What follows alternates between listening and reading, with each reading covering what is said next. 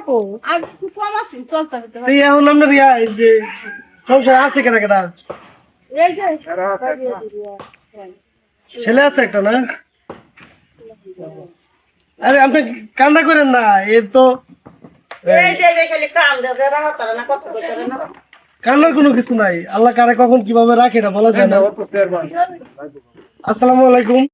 এই যে এই লোকটা আমাদের গ্রামেরই, আমাদের এই গ্রাম চরবেলামারি নান্দাল মোহন সিংহ।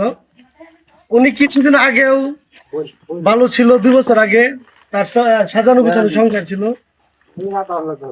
হঠাৎ দুর্ভাগ্য ওনার প্যারালাইজ হয়ে গেছে। এখন বর্তমানে উনি খুব অসহায় অবস্থায় দিন কাটাচ্ছে।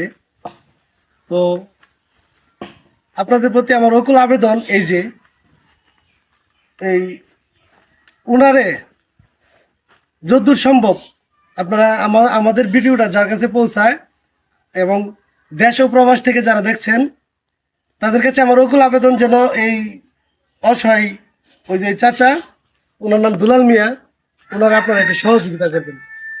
কারণ কথায় আছে যে সকালবেলার ধনীরে তুই ফকির সন্ধ্যাবেলা। 2 বছর আগে ওনার ধুমধাম একটা সংসার ছিল, খুব সুন্দর সাজানো গুছানো একটা সংসার ছিল। দুঃখজনক বিষয় হলো যে এক বাতাসে বা যেভাবে হোক মানে ওনার প্যারালাইজ হয়ে গেছে। এখন আর এই যে দেখলেন তো আপনারা যে আরেকজনে গোসল করাইতেছে, যে নিজের হাতে গোসল করব এই ক্যাপাসিটি ওনার নাই। তো আপনারা যার যেমন সংস্থা আছে আপনারা ওই আমাদের সাথে যোগাযোগ করবেন এবং ওনার একটু হেল্প করবেন যে ওনার সংসারটা চলার জন্য। কারণ ওনার মেয়ে আছে, ওনার ছেলেও আছে বা নাতিনাতকরা আছে। আমার মনে হয় যে ওনার তো বন্ধ মনে জমিন টমিন বেশি না না না খালি বাড়ি ভিটা ওনার বাড়ি ভিটা ব্যতীত কোনো জমি বন্ধ নাই। তাই একটু সহযোগিতা করবেন ওনারে। মানুষ তো আর সবসময় একরকম থাকে না। তো এতদিন ওনার এই জানে যা কামাই করছে তাই উনি ওনার সংসার চলছে। তো আপনারা একটু সহযোগিতা করবেন ওনাকে।